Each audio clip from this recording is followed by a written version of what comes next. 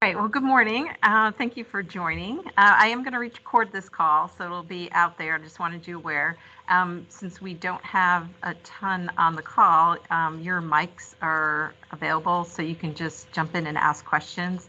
I don't have a ton of slides, or if you want to hold them to the end, that's fine as well. Can you guys hear me okay? You just put it in the chat or say hello. Okay, and you can see my screen now. Your student got into college, now what? All right, great. Well, we'll get started. Do either of you have students headed to Nova or a four-year college? Four-year college. Okay, great. All right, I just wanted to address any that if we're Nova. Okay, so just a little disclaimer, all the information here, either I've experienced or I've learned, but every college is different. So this is really to give you a lot of things to think about and hopefully some tips, but not everything is written in stone. So I just want to make sure you guys are aware of that. So without further ado, we'll get going. Here's the agenda. We're going to talk about our feelings briefly, social media and how that can really help you, housing and roommate selection, orientation, scheduling, drop off and making friends, and wellness and time management. So hopefully that'll cover your needs. All right, so how are you feeling? I know you probably have a lot of emotions. I've had 3 daughters go through this process in the last 5 years, or I have gone through this process in the last 5 years. And so you're probably feeling excited, happy, sad, overwhelmed.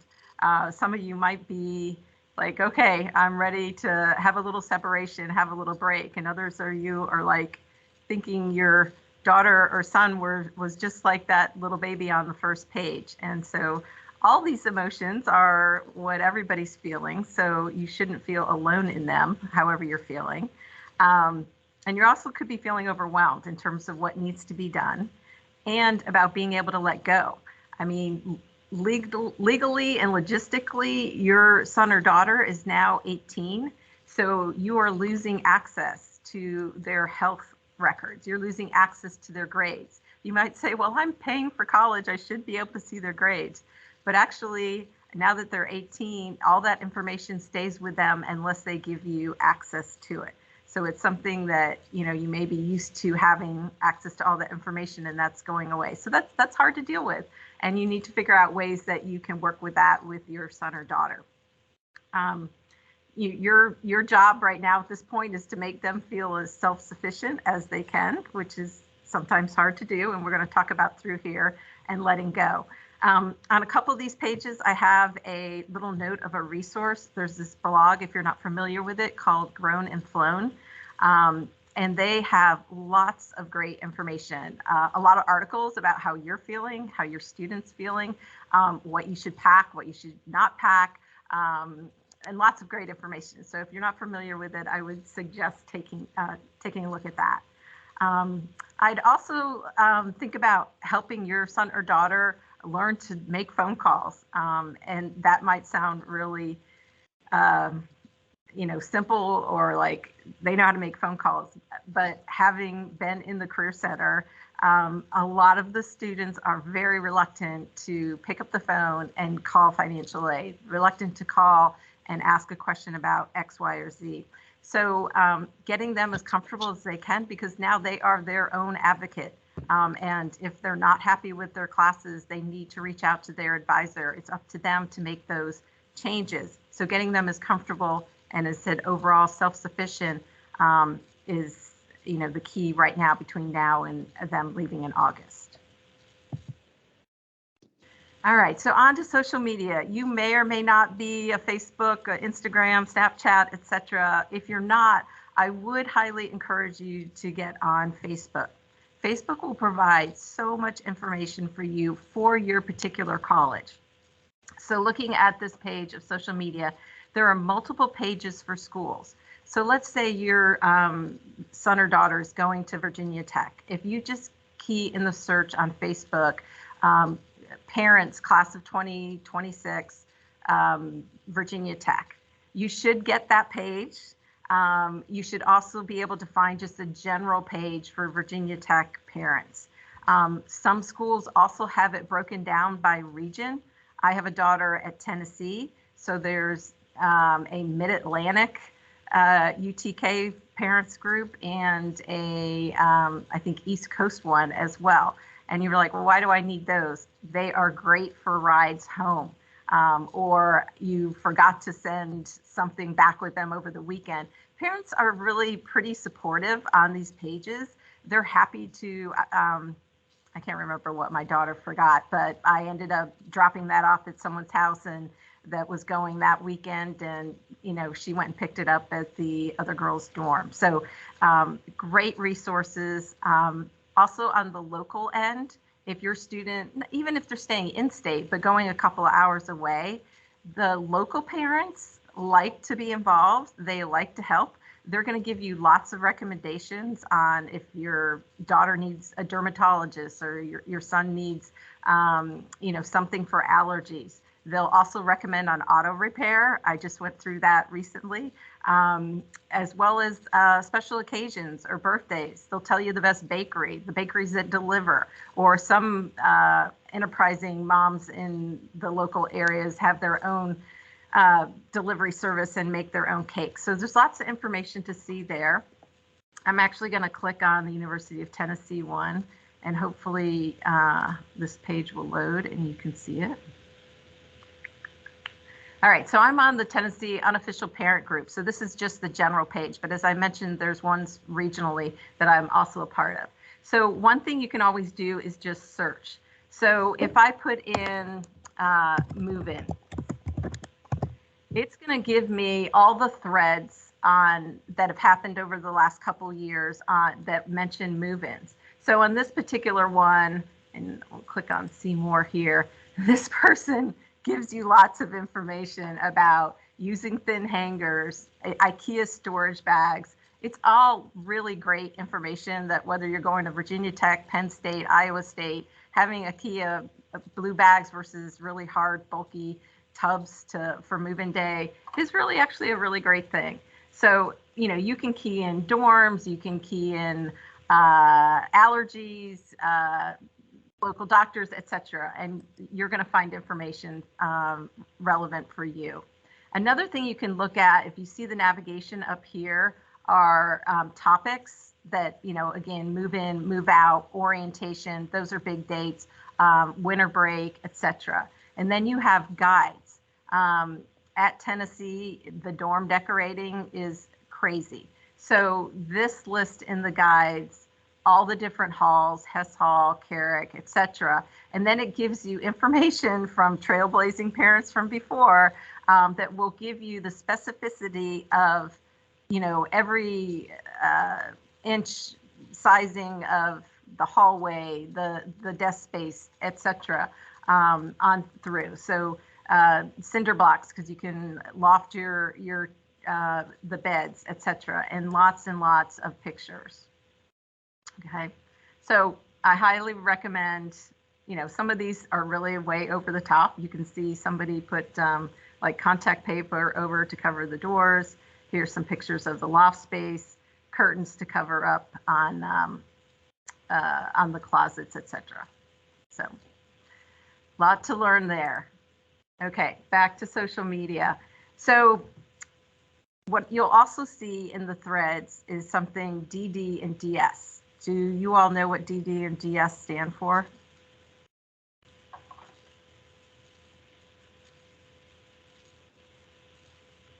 Okay, well, I think it's pretty silly, but you will see it all over the place. DD is darling daughter and DS is darling son.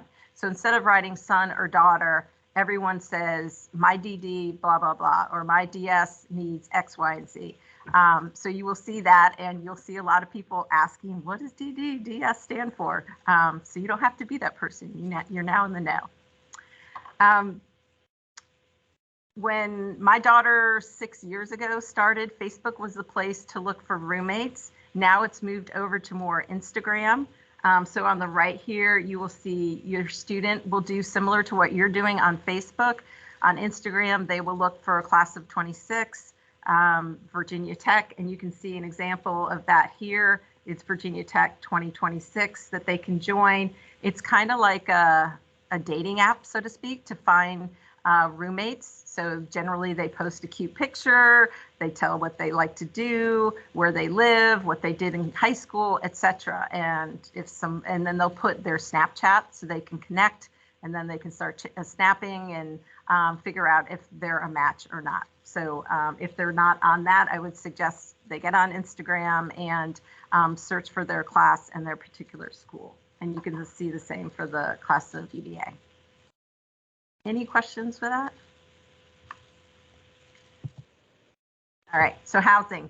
You'll notice the next couple of slides, I have the headers, have housing in red, because for me personally, housing was the most stressful thing on many levels, from, identifying that roommate, getting that dorm on that particular floor, on that particular side, becomes ever so important to your student. And then we'll talk about subsequent housing years as well, which can also be stressful. So if your student at this point knows where they want to go, by all means, put down that housing deposit, because often it is first in, first choice. That's not always the case. Some schools are just going to do a lottery, but a lot, I believe Virginia Tech does, first in to put their deposit down. They're going to be the first ones to make their room selections. It doesn't happen like if I make my deposit today, you make a room selection today. I think room selection for Virginia Tech opens this summer, early summer. But you want to be able to get in that queue. So if there's nothing stopping you from putting that deposit other than, oh, I'll do it tomorrow, the sooner you do it, the better. LLCs, that stands for Learning Living Communities. A lot of colleges have these types of dorms that you can, your student can sign up for. They tend to be like for the engineering students can all be together, or they can also be just based on interest. Like those that are into Harry Potter or, academics or Legos, etc. They try to, if your student is very much wanting to be with like-minded people for a particular academic area, then this is, something that might be of interest for them. Same with honors college. So if your student has applied to an honors college, then often they have a particular dorm that they're in. Now, if your student's really smart, but really wants more, likes to balance fun with the smart, they may not want the more academically driven studying environment. I heard, one mother tell me about their daughter being in the honors dorm, and that she felt kind of shamed when she would go out on a Friday night while the others were staying in. Now, that was one particular experience. Take it for what it's worth, but it's just something to kind of keep in mind as you're thinking about where your students should live. Another thing to factor in is, where is the dorm in relation to their classes? Are they going to be schlepping across the campus for 15, 20 minutes to get back and forth to the dorm? Or is it near the gym if they're, very much into using the gym and working out, or the cafeteria, etc. So location also plays a part there. Most schools require you to live on campus for the first year. VCU does not, but most do. And when required to live on campus, that also means you're required to have a meal plan. So in actuality, your freshman year is probably the most expensive year for your family because of the required dorm. You don't have any negotiation there, as well as your meal plan. The meal plan has a couple of different components. You have the cafeteria, which is generally all you can eat and open all hours of the day. And then you have dining dollars and flex dollars. Dining dollars are part of the meal plan. You don't pay a sales tax when you're using dining dollars, and those can be applied to like the Chick-fil-A or the Payway or the Moe's that are on campus or around campus, and they expire generally at the end of the semester. Flex dollars you can use for other things like the bookstore, your laundry.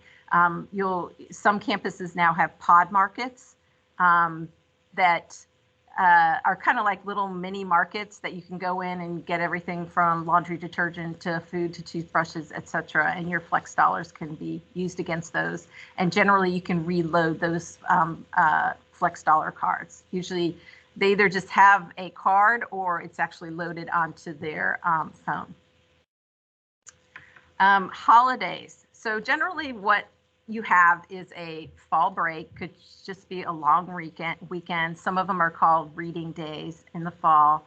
Then Thanksgiving break, it's actually generally closed. People are off at least Thursday and Friday, if not Wednesday, Thursday, and Friday through the weekend. So you need to pay attention on any of these that I mentioned about being closed, because you have particular times that you need to be out of the dorms and when you can get back into the dorms.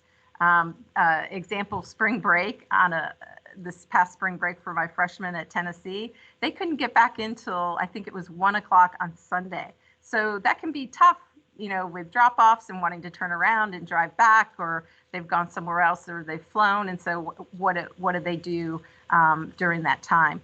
There are usually 1 or 2 dorms that are open for like international students, but in general, where I have that it's closed, that means you have to be gone. And then move out, generally at the end of every exams session. So the end of exams in December and in late April, early May, you have 24 hours to be out of the dorm after your last exam. That's just something to keep in mind. And if they don't know how to do laundry now, have them start doing it between now and August. Other things to look at related to laundry: do the machines in the building take pods versus liquids? Pods tend to clog things up, but they're very convenient. So that's a question you can ask on your Facebook page, whether you need to give your student a ton of quarters or it's all prepaid on their flex dollars or through other means. So some things to consider. All right, housing sophomore year. Again, in red, because you drop your DD or DS off in August, you take a deep breath that they're all settled and great in early September. And by the end of September, I kid you not, or at the latest early October, they're talking about where they're living next year and who they're living with. Well, they really haven't had time to get to know their roommates or the friends that they're making, that they're going to be lasting or not. But unfortunately, they start making those decisions then, because the housing contracts come out very often late September, early October. So the schools itself want to know if you're interested in staying on campus. And then the surrounding apartments also open up. And so you're making decisions, say October 5th of this coming year for next year. And it's really hard to do. And then you factor in sororities and fraternities, whether they're, the rush just happened or it's not happening till the January timeframe. Sometimes those frats and sororities have requirements to live in their housing. So it's a very stressful time to think about. The large publics, you do not have guaranteed housing on any of them. They just can't accommodate it because they've got another couple of thousand freshmen coming in the next year. So the amount of upperclassmen housing is pretty small. Some campuses do require it. CNU, you do have to stay on campus for 3 years. So make sure you're looking at that housing requirement. Let's see. So as I say, don't try to get sucked into the hype in terms of your student calling and saying, I got to make a decision, I got to put down a deposit, etc.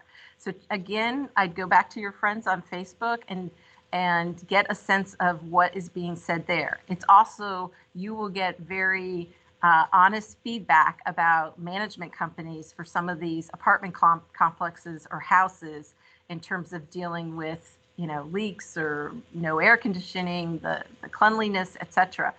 So housing is a great thing to research via your new family on Facebook.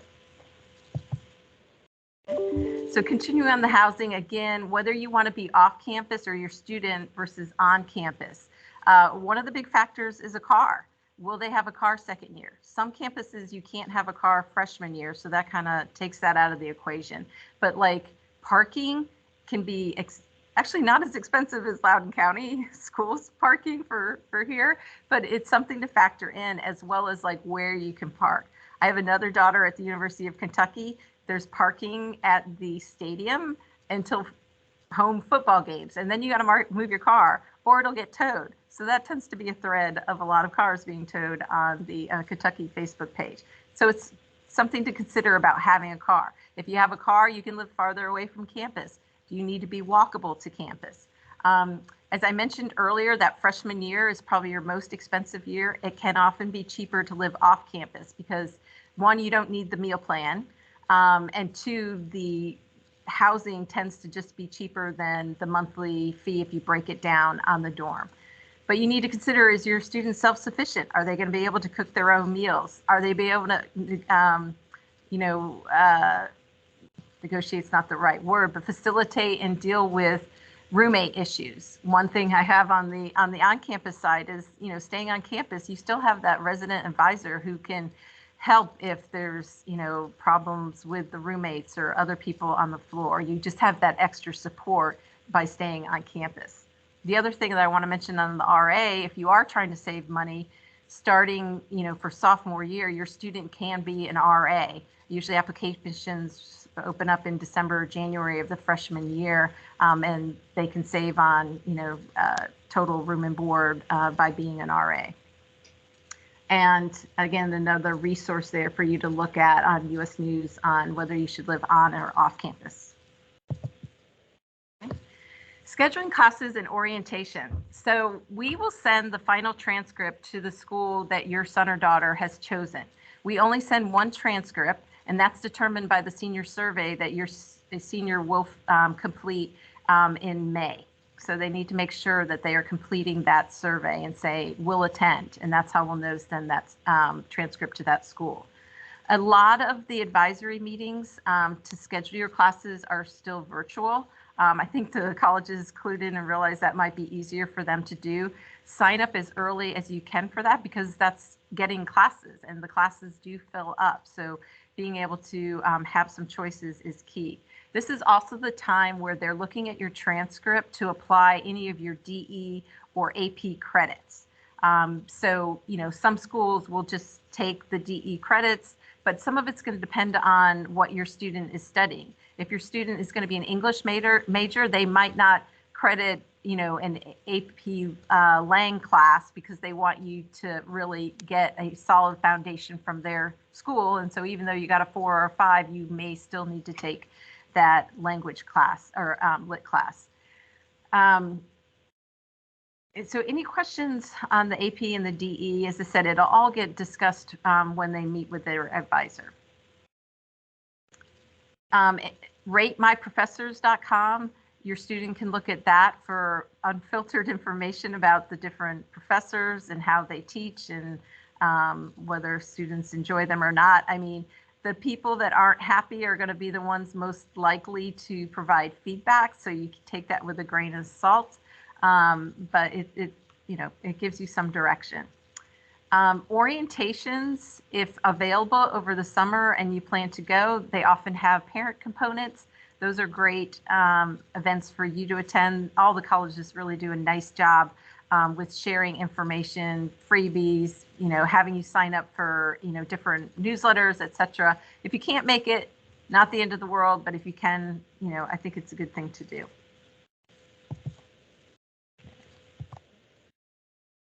So drop off and making friends. So since COVID, it used to be like everybody moves in at a certain day, but now they've, spaced it out or have tried to over a couple of days to try to, give people a little bit more space. I think that will continue. Some programs will let you move in earlier than the overall broad dates. If your student is going through a rush before school, they can move in early. If they're in marching band, athletics, transition programs, some have transition programs over the summer, or honors college get that kind of perk of moving in sooner rather than later. I say try to leave siblings at home because space is tight and your car will be full. So if you can, and I know it kind of seems, you want that one last moment with them. And if you can do that, great. But a lot of the younger siblings are bored or irritated and want to go out and, look around. So maybe having that send off at home and then just taking your student and being able to spend that one-on-one time with them can help with their transition. Determine if there are any helpers. Some schools have the fraternities or the football teams help unload the cars. It goes very quick, so make sure you label everything. A lot of them, and I think it's on the next page, as you can see, they dump them into these big carriers. You can also put down your license and get a cart. I do recommend bringing a hand truck, water, hammer, screwdriver, command strips. Again, you'll find a lot of suggestions on the Facebook pages of what to bring. Let your student lead on the goodbye. You discuss that before you leave if you can. Their emotions, as you know, will change on the fly, but 3 daughters, I had one that was like, get the stuff in the door, and we just left. And then another one was like, we had to help hang pictures on the wall. It was a very slow process. So take their lead of what they, want in order to make that departure as comfortable as possible for everybody. Making friends. Orientation week is really key. Just getting your student to get out there. They should spend the least amount of time in their room that first week. If they go to 3 breakfasts because one group you went to breakfast with and you're coming back and you see another group, that's fine. Have them do it. It's the best way to make friends by going to the cafeteria with different groups of people on your hall or in your dorm. Orientation week is so much fun. You get lots of t-shirts, you get lots of food, lots of giveaways. And again, you're meeting people. Usually the activities fair happens during that time, so they can sign up for different things or that they might be interested in. They'll learn about Greek life. I would tell my girls over and over again, fake it till you make it, because that's what everybody else is doing. They're like, oh, everybody has found their people. I'm like, no, they really haven't. They're faking it until it really clicks, and they will find that will happen. It may not be as quick as others, but it will happen. And then the last thing I have about this topic is don't be that parent on Facebook. Again, back to those Facebook parent pages, you will see, my DD hasn't made any friends. He's tried, but he hasn't, and and then you'll get the parents that'll be like, oh, my DD's on the 3rd floor of that dorm. I'll send him to go see you. Well, that might make your DD feel like, oh my God, my parents just told everybody that I can't make friends, or how awkward is it for that friend to, that person to go to spend time with another person. So it's all meant to be helpful, but the more you can just encourage them to get out and meet people and make them understand that not everybody has found their best friend on day one. Nobody really ever does. To keep that in mind, and that they don't have to be best friends with their roommate. They just need to kind of get along and be able to cohabitate with that roommate. Okay. All right, last slide, wellness. So as we mentioned at the front, you are not going to have access to their medical. So God forbid something happens that they end up in the hospital or they're not able to make decisions for themselves. You actually can't make those decisions now that they're 18. So I do suggest that you utilize some type of power of attorney so you have access for their health to make decisions. A resource here on this page, Mama Bear Legal Forms. There is a slight charge for it, but it gives you all the forms to fill out for, health directives to power of attorney, etc. I got the roommate information, contact information. So in case you don't hear from your student for, whatever doesn't feel comfortable for you, whether it's 2 weeks or 5 days or 24 hours, you can reach out to that roommate and say, hey, everything going well? Provide a medicine kit, and medicine kit could just be a lot of Advil or Tylenol or NyQuil, so that they have and they don't, aren't feeling bad and, don't have the means or transportation to get to a CVS or a Walgreens or et cetera. So having that for them. You're going to have to upload all your vaccination records for your student, not just COVID, but all of your records. So make sure you get that done. Figure out what shots they need before they leave and get that done. And then the last on time management, being able to say no. That's so hard for these young adults to do. So the more you can get them comfortable with that, because there's always somebody available to do something. That's the great thing about college and not so great thing about college. So if they need to study, they need to be able to comfortably say, you know what, guys, I can't go out this Sunday afternoon. I've got to study. So coming up with a routine that works for them not only ties into time management, but also wellness. Maybe they wanted to go to the gym every, Sunday afternoon, or that, based on their schedule, they can go work out on Tuesday morning and Thursday afternoons. Whatever that is, the more they can kind of get into routine will help them. And again, being able to say no is just so key. So I have a resource there about being able to say no that you can take a look at. So I know I just talked for a lot. So what questions do you have?